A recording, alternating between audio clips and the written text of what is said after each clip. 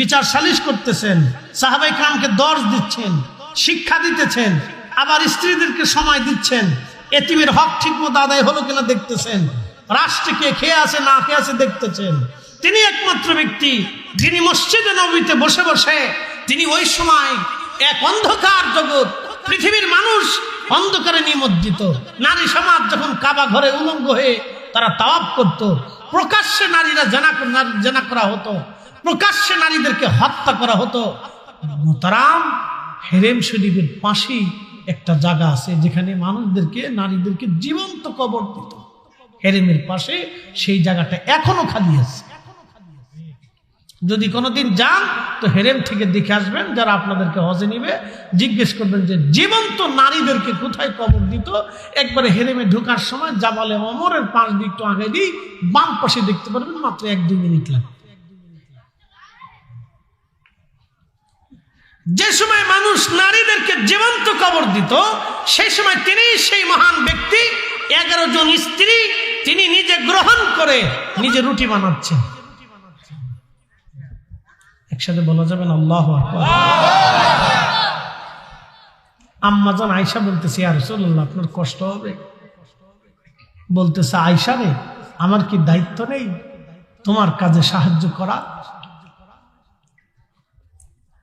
আম্মা জান আয়েশা বলতেছে, হুজুর, আমার আপনার কষ্ট হবে? প্রিয় নবী বলেন, আয়েশা রে, আমার কি হক নাই, আমার কি দায়িত্ব নাই তোমার কাজে তোমাকে সাহায্য করা? আমারও তো দায়িত্ব আছে। তুমি আমার স্ত্রী, তোমার কাজে সাহায্য করা তো আমারও হক আছে, দায়িত্ব আছে। চিন্তা করেন তো, একজন স্বামী যিনি আল্লাহর নবী, 1 নম্বরে রাষ্ট্রপ্রধান, 2 নম্বরে প্রধান সেনাপতি, 3 নম্বর তিনি বিচার সালিশ করেন, 4 নম্বর তিনি শিক্ষা দিচ্ছেন, 10, 5 নম্বর তিনি 5 ওয়াক্ত ইমামতি করতেছেন, 6 নম্বর তিনি আবার নিজের কাজ নিজে করে সংসার যোগাচ্ছেন, 7 নম্বর 11 জন স্ত্রী, 11 জন স্ত্রীকে সমান সমান সময় দিলেন, 8 নম্বর এতিম দুস্থ গরিব মিসকিন যা আছে আমার নবী তদারকি করলেন, সারা রাজ্যের ভিতরে যা আছে তদারকি করলেন। 7 নম্বর তিনি এমন একজন ব্যক্তি মহানুভব যিনি রাহমাতুল লিল আলামিন, জীবনে কোনোদিন কোন যুদ্ধবন্দীকে তিনি কষ্ট দেন নাই।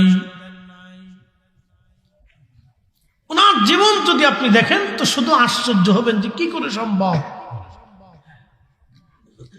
তিনি এক মহানুভব ব্যক্তি, আইব মুক্ত, দোষ মুক্ত, কলঙ্ক মুক্ত, নিষ্কলঙ্ক। আল্লাহু আকবার।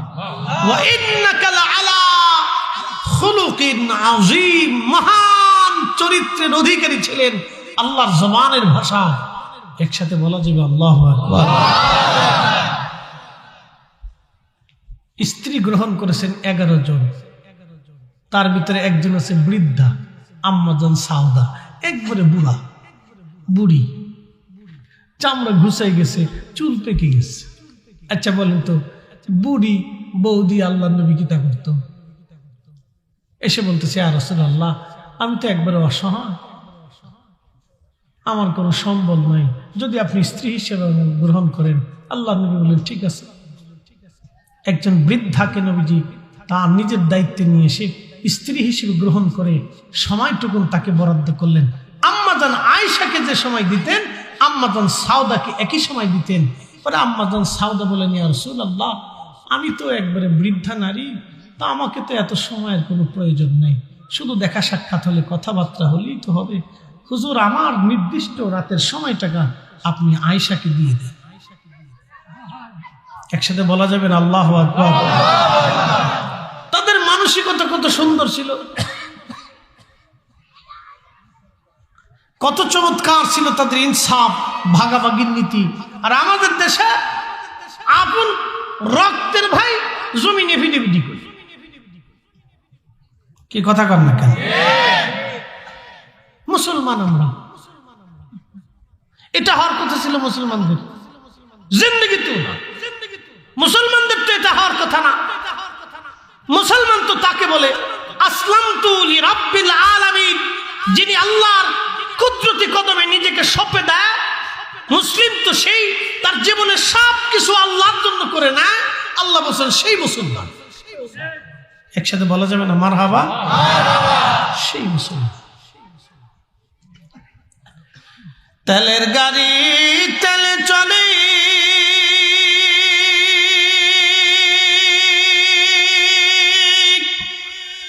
হাওয়ার গাড়ি হাওয়ায় উড়ে, বিনা তেলে চালায় গাড়ি নবী সুলাইমান।